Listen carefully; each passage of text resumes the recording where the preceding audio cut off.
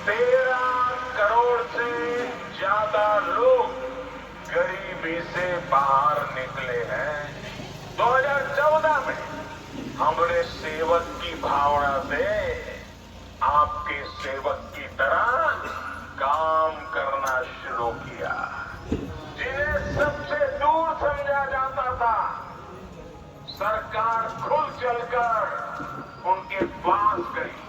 2000 पाते थे, आज लगभग 100% बच्चों का टीकाकरण हो पा रहा है। आज एका दशकात प्रत्येक आव्हानावर विजय मिळवत आलो आहोत।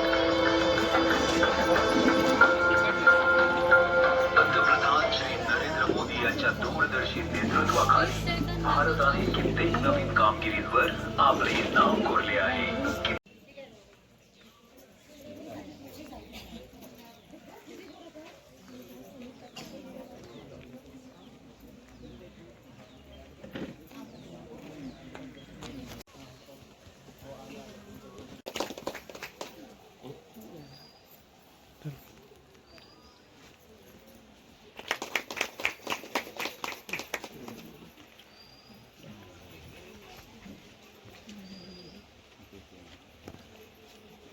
तालुक्यामध्ये सांगता होणार आहे। भोगवे आणि चिपी अशा 2 ग्रामपंचायती आपल्या उद्या आहे आणि आज शेवटचा जो दुसरा दिवस आहे, शेवटून दुसरा पुणे बाजारमध्ये ही व्हॅन आलेली आहे। या संकल्प यात्रेचा मुख्य उद्देश असा आहे की शासनाच्या विविध विभागांकडून बरेच विभाग आहेत। हे विभाग केंद्र शासनाच्या योजना असतील, राज्य शासनाच्या योजना असतील।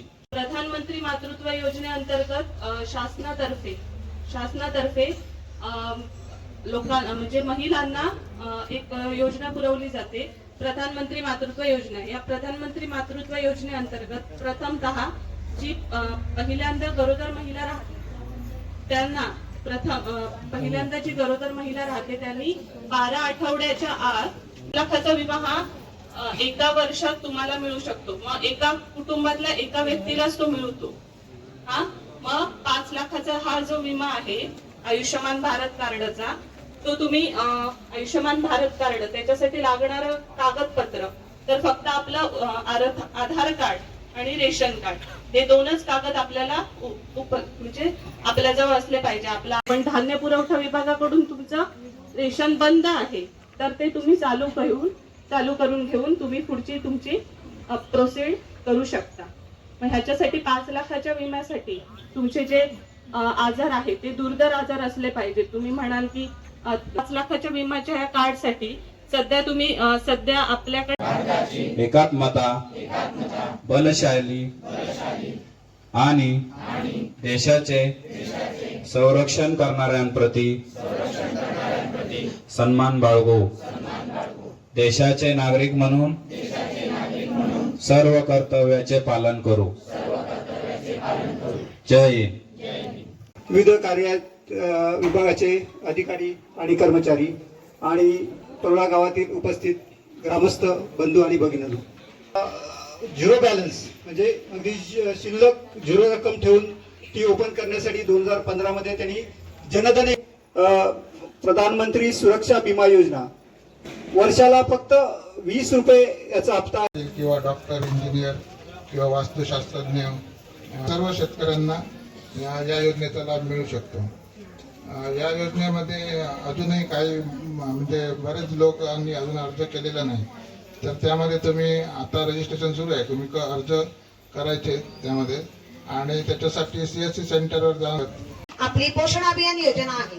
या पोषण अभियान योजनेअंतर्गत आपल्याकडे सप्टेंबर मध्ये पूर्ण महिनाभर पोषण माह साजरा केला जातो। सर्वांना आपल्याला माहित आहे कारण आपण सर्व त्याच्यामध्ये सहभागी असतातच। तर आपल्याला या पोषण माहामध्ये आपण अनेक रांगोळी स्पर्धा घेतो, योगाबद्दल माहिती दिली जाते, पथनाट्य घेतलं जातं। ती जर लांब राहत असेल नवऱ्यापासून, फक्त त्याच्यामध्ये एकच आहे, पोलीस पाटलांनी ही नवऱ्यापासून त्याने विभक्त होते 6 वर्षापासून असा दाखला दिला की तिला दरमहा 1000 रुपये मिळू शकतात। अशा ह्या संजय गांधीच्या निराधारच्या बाबतीमध्ये नाही का या 4 योजना आहे। त्याच्यानंतर श्रावणबाळ आणि वर्धापकाळ योजना एक आहे, ते केंद्र सरकार 500 रुपये म्हणतात। त्याच्यामध्ये अशी अट आहे की त्या स्त्रीचं किंवा पुरुषाचं. सध्या तो परुळे बाजार अंगणवाडीमध्ये शिकत आहे. तर अंगणवाडी म्हणजे फक्त शाळा नसून मुलांच्या शारीरिक व बौद्धिक विकासाचं केंद्र आहे असं मला वाटतं. कारण मुलांचा शारीरिक आणि बौद्धिक विकास हा आपल्या घराकडे नसून अंगणवाडीतूनच सुरू होतो. तर अंगणवाडीमध्ये मुलांना वेगवेगळ्या प्रकारचे खेळ शिकवले जातात. त्यातूनच त्यांना अभ्यासाची आवड निर्माण केली जाते. म्हणजेच रक्षांना देखील मार्गदर्शन यामध्ये केले जाते. प्रत्येक वर्षी पोषण माह हा सप्ताह साजरा केला जातो. त्यामध्ये पालकांकडून पौष्टिक आणि पूरक अशा पाककृती तयार करून आणायला सांगतात आणि आपल्या पर्यवेक्षक सगळ्यात आता उमेदवारांनी आमच्या भाषण केलेलीच आहे. पण मी सुद्धा एक मुद्रा म्हणून याच्या मी दोरीपासून काकरपासून दोरी विणली. दोऱ्यापासून पायपुसणी मशीन घेतली, पायपुसणी केले. बऱ्यापैकी मी व्यवसाय केला. माझ्या ग्रामपंचायतीने सुद्धा मला खूप मदत केली.